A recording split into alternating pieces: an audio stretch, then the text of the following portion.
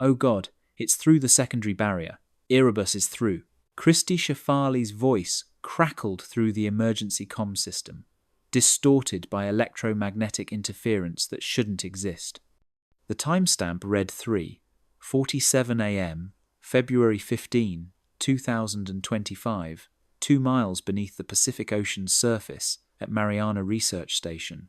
In the control room, technician David Park watched helplessly as every monitor flickered with impossible patterns.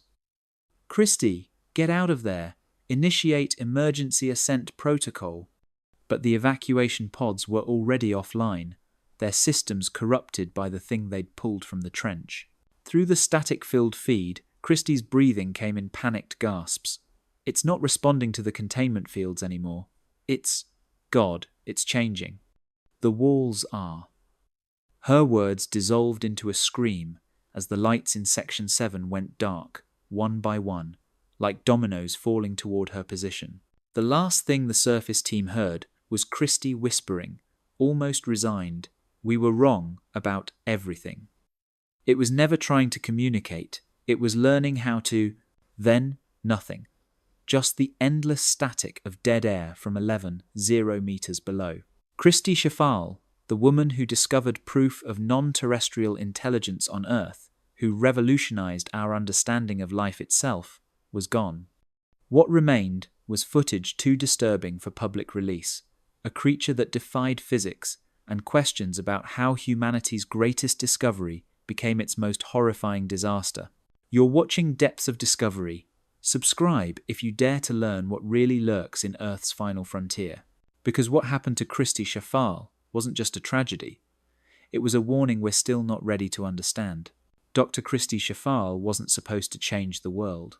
The daughter of Wisconsin dairy farmers, she was meant for a quiet life of research papers and university lectures.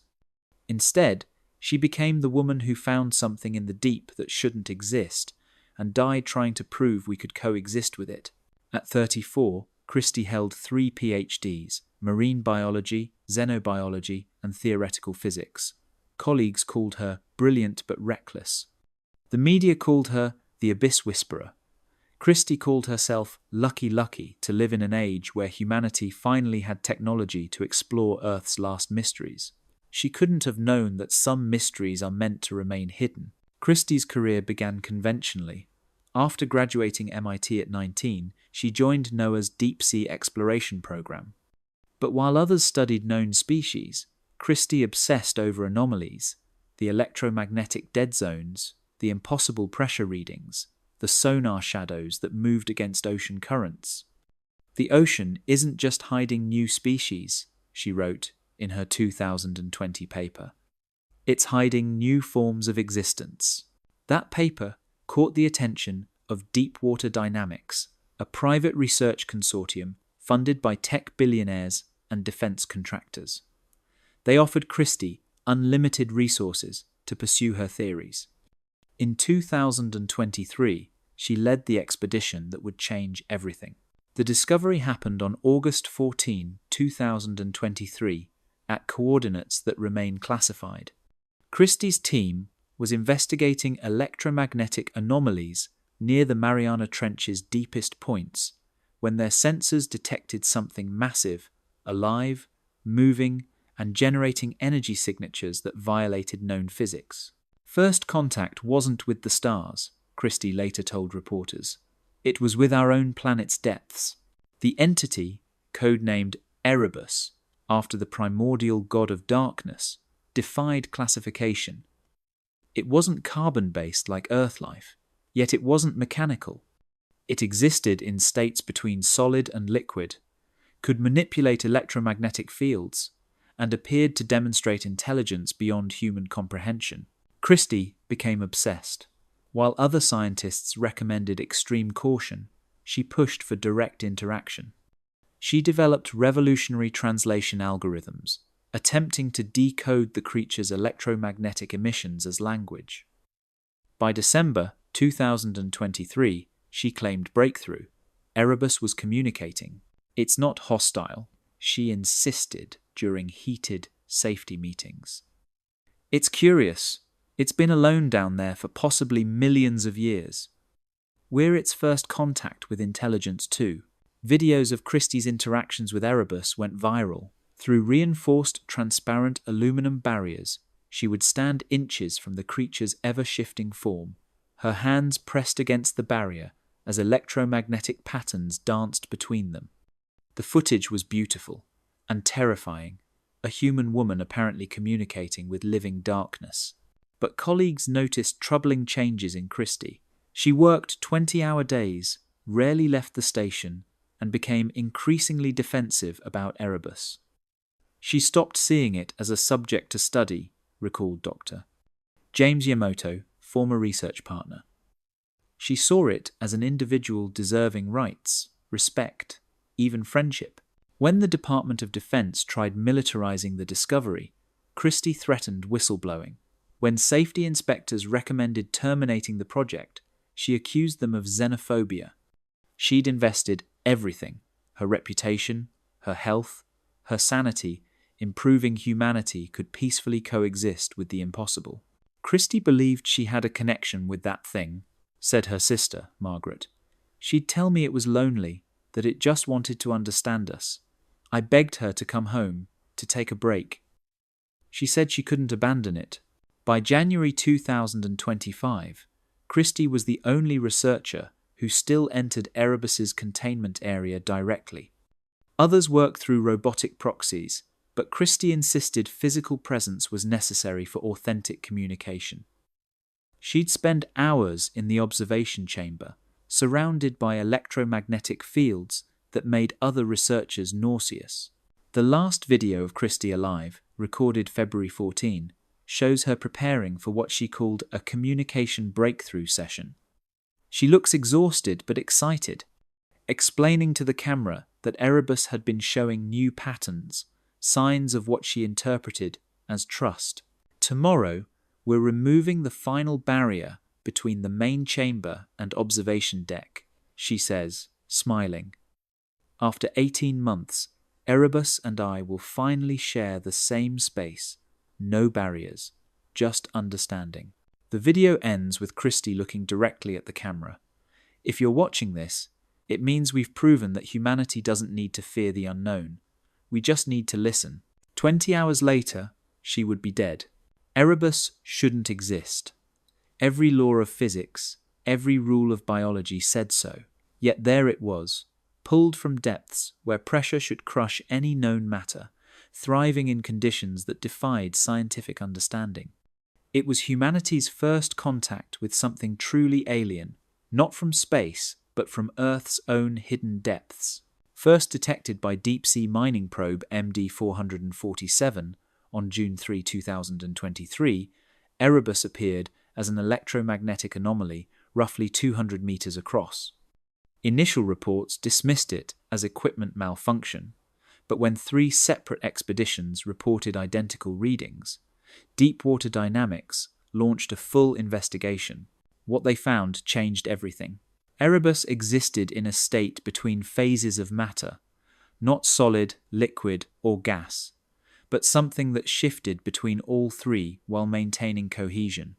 Its body absorbed all light wavelengths, appearing as living darkness.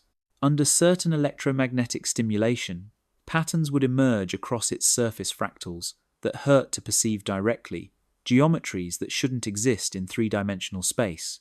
Dr. Harrison Kumar, the physicist who first analyzed Erebus, described it as a localized reality distortion.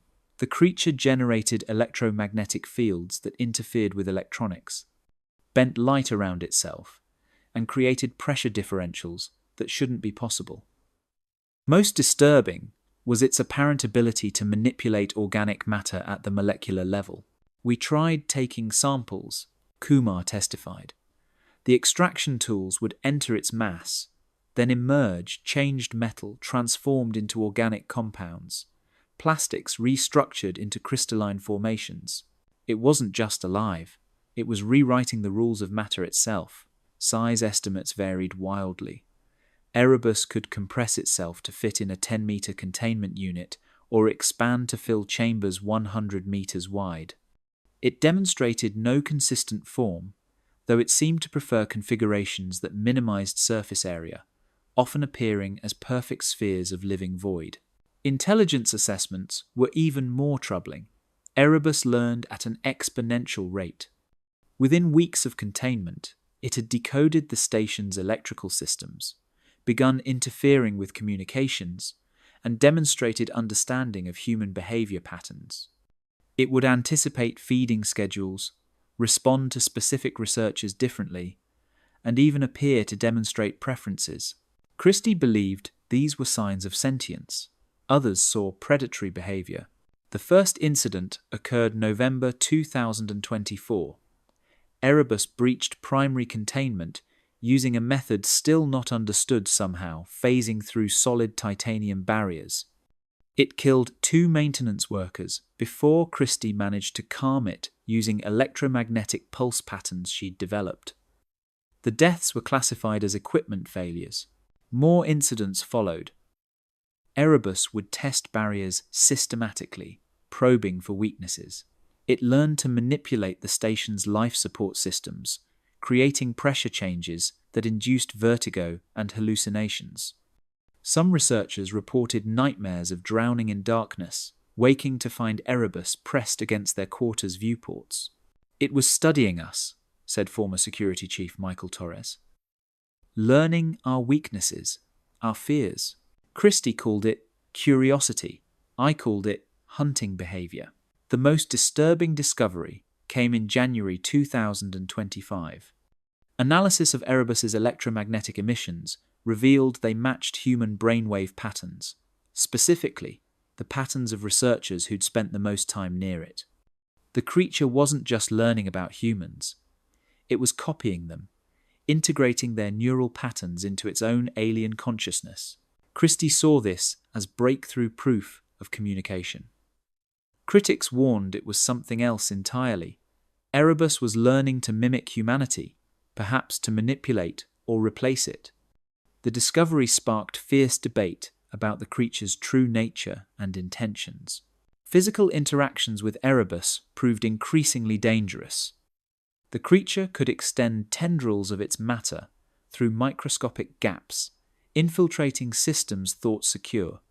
It began affecting nearby organic matter algae. In the labs would mutate rapidly, forming patterns that matched Erebus's fractals. Lab mice, exposed to its emanations, developed tumors that weren't quite cancer cellular growths that seemed to have their own primitive intelligence.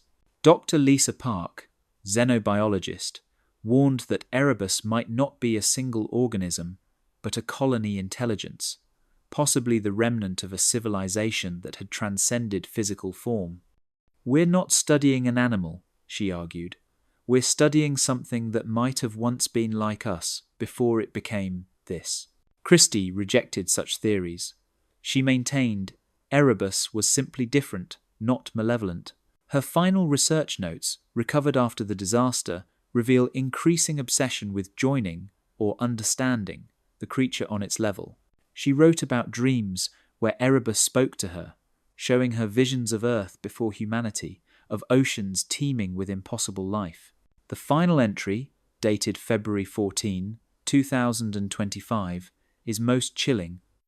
Erebus isn't trying to escape, it's waiting. It's been waiting so long for someone who could hear it.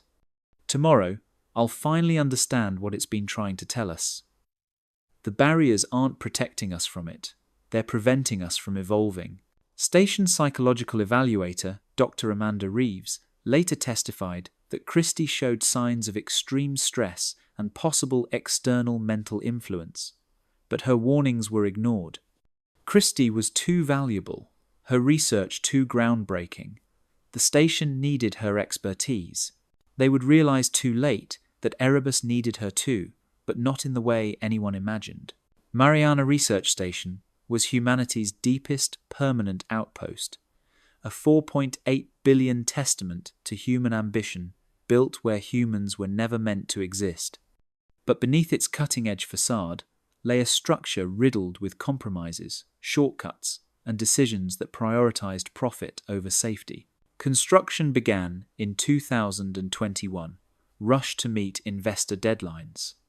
The original design called for triple redundant containment systems, military-grade barriers, and fail-safe evacuation protocols. What got built was different. Budget overruns led to cost-effective alternatives. Triple barriers became double, military-grade became industrial standard, fail-safes became theoretically adequate. We were building a prison for something we didn't understand, 2 miles underwater, on a timeline that would be aggressive for a surface facility. Whistleblower Kevin Liu, former construction supervisor, later testified. Every corner we cut, I documented. Every warning I submitted was filed away. The station's 47-person crew lived in conditions that promoted psychological strain. No natural light, recycled air that always smelled faintly of metal and fear, and the constant knowledge that 0 meters of crushing water surrounded them. Psychological evaluations showed 73% of long-term staff developed anxiety disorders. Turnover was extreme, except for Christie, who refused to leave.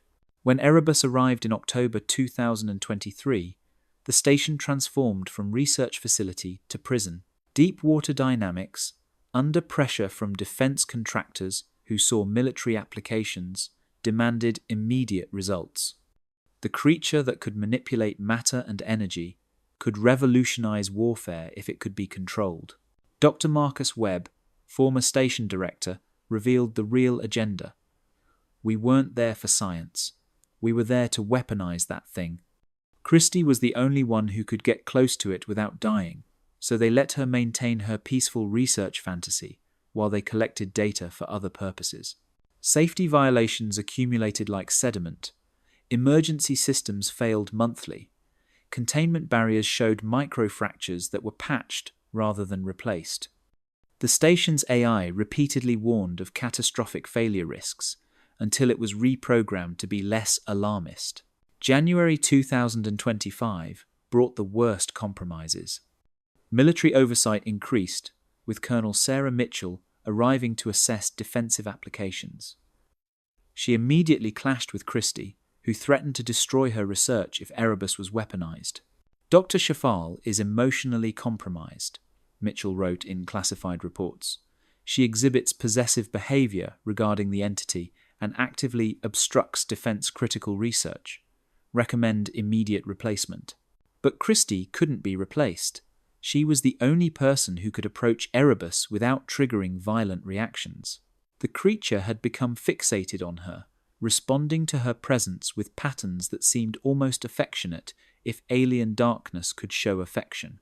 The station's final week saw cascading system failures, power fluctuations that couldn't be explained, pressure sensors reading impossible numbers. The water recycling system producing liquid that wasn't quite water anymore, molecules arranged in patterns that matched Erebus's fractals. Security footage from February 13 shows Christie arguing with Colonel Mitchell. Audio is corrupted, but body language tells the story. Christie, gesturing frantically. Mitchell remaining rigid, military personnel moving to block exits. The confrontation ends with Christie storming out, shouting something that sounds like, "You don't understand what you're playing with." That night, Christie disabled several security protocols. She rerouted power from containment fields to her experimental communication array. She locked out command oversight from Sector 7. When questioned, she claimed it was necessary for her breakthrough experiment. Dr. Park tried intervening. I told her she was taking insane risks.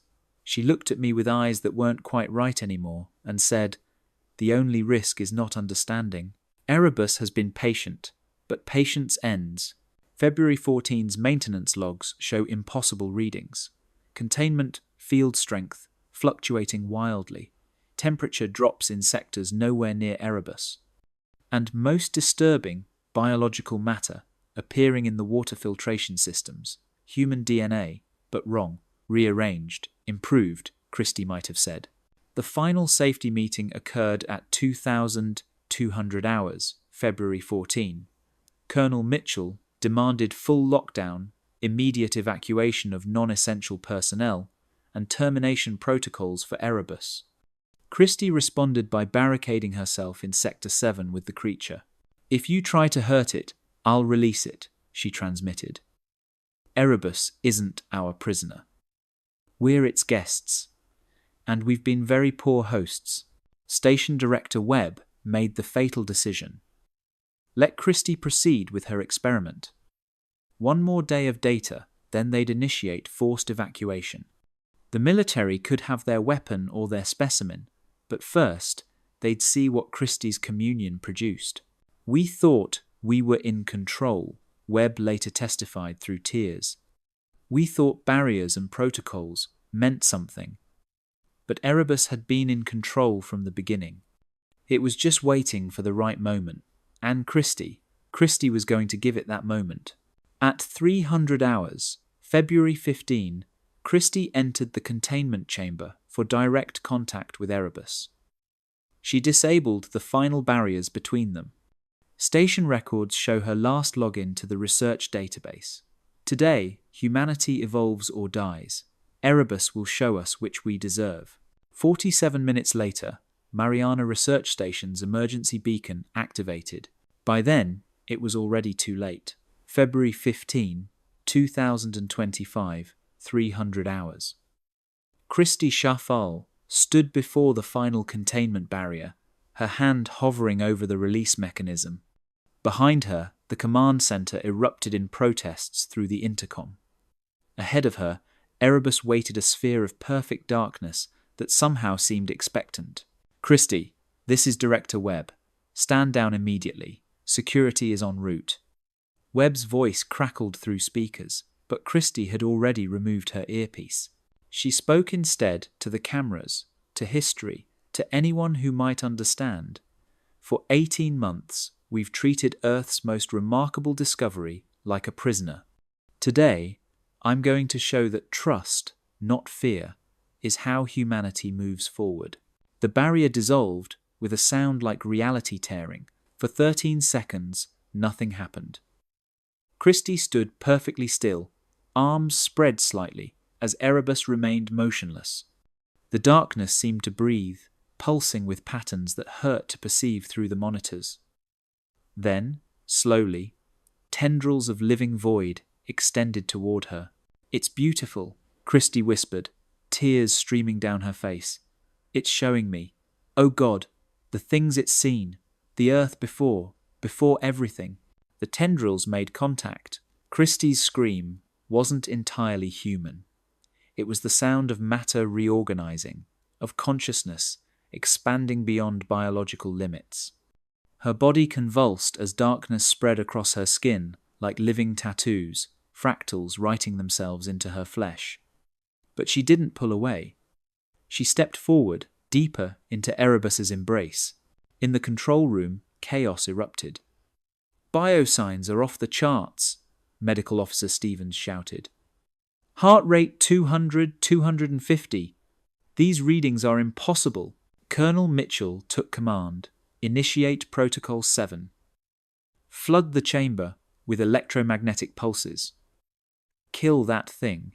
"You'll kill Christie," Webb protested. "She's already dead," Mitchell replied coldly. "That's not human anymore." The electromagnetic pulse fired at 314 hours.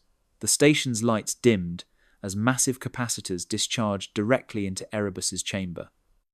The effect was immediate and catastrophic. Erebus didn't just resist it, absorbed the energy and reflected it back, transformed. Every electronic system in Sector 7 failed simultaneously. Worse, the creature began to expand, its darkness spreading across walls, through ventilation systems, into the very structure of the station. Christie, or what had been Christie, stood at the center of the chaos. Her body was now partially merged with Erebus, darkness flowing through her like blood through veins.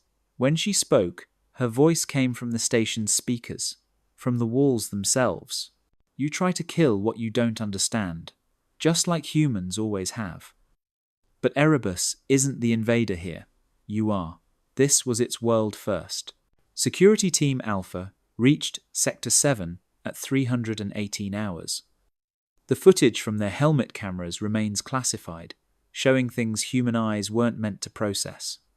They reported that the corridor had gone wrong walls that bent at impossible angles, water that flowed upward, darkness that had weight and consciousness. Lieutenant Rodriguez was the first to encounter Christie directly. His report, given while sedated for his own safety, she wasn't solid anymore. She kept shifting between human and something else. She looked at me, and I could feel her in my head, showing me things. The ocean before life, the darkness before light, and Erebus. Erebus was old, older than Earth maybe. The station's structural integrity began failing at 322 hours. Erebus's expansion had compromised critical supports. But this wasn't random destruction, it was deliberate, calculated. The creature was transforming the station into something else, something that could exist at pressures that would crush normal matter. Evacuation protocol, November, Webb commanded. All personnel to escape pods immediately. But the pods wouldn't launch. Their systems had been corrupted, transformed into something that was no longer entirely technological. Crew members reported that touching control panels felt like touching something alive, something that whispered without words. Christie appeared throughout the station simultaneously. Security footage showed her in multiple locations at once, each version slightly different. In some, she was mostly human, in others, mostly shadow. All versions spoke in unison. Erebus waited so long for someone who could hear it. It's not trying to hurt you. It's trying to elevate you, to show you what comes next. Evolution isn't always pretty. Sometimes it's terrifying. Dr. Park made the desperate decision to reach Christie directly, hoping their friendship might break through. He found her, the original her, in the observation deck, standing before a viewing window that showed only darkness despite the external lights. "Christie, please," he begged. "You're killing everyone. This isn't you." She turned, and Park stumbled backward. Her eyes were holes in reality, windows to the same impossible darkness that was Erebus. When she smiled, fractal patterns danced across her teeth. "I'm not killing anyone, David. I'm saving them from limitation. From the prison of single-form existence, Erebus showed me we're just the larval stage of something magnificent." The final breach occurred at 347 hours. Erebus erupted through the station's central core, a pillar of darkness that phased through solid matter like it wasn't there. The pressure differential should have crushed everyone instantly. Instead, something worse happened. The water itself began to change, molecules rearranging into forms that supported Erebus's existence rather than human life. Christie's last human act was a warning, broadcast on all frequencies. "Don't send rescue teams. Erebus is spreading. It's going home to all the deep places, all the darkness humanity hasn't touched. We woke something that was happy sleeping, and now it's hungry." The automatic distress beacon triggered at 402 hours. After all human life signs ceased. But the station didn't implode as it should have. Instead, it transformed. Rescue submarines arriving 6 hours later found something that resembled Mariana Research Station, but was fundamentally wrong. Geometry that hurt to perceive, materials that shouldn't exist, and darkness that moved with purpose. Of the 47 crew members, 31 bodies were recovered. They showed signs of rapid biological transformation cells, restructured into patterns matching Erebus's fractals.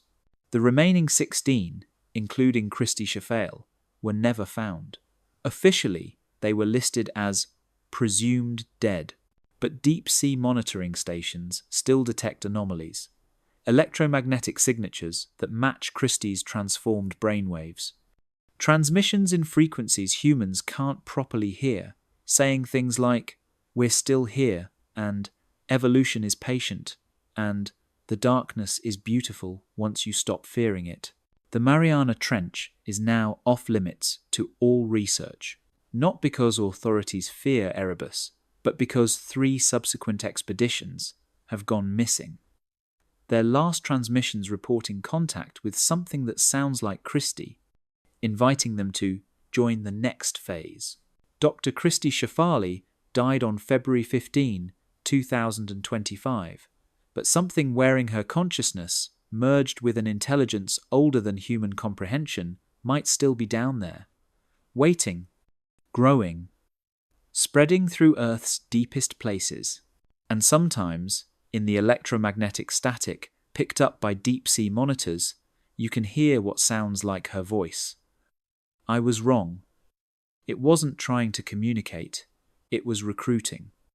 No, it's not Rascart Round, continue esse. If you found this story disturbing, yet fascinating, subscribe to our channel, because Christie Schafale's disaster wasn't the end. It was the beginning of something humanity is still trying to understand. And in Earth's unexplored depths, Erebus and whatever Christie became are still waiting. Like, share, and remember, some discoveries change the world, others change what it means to be human. We'll see you in the next episode, if we're still human enough to tell it.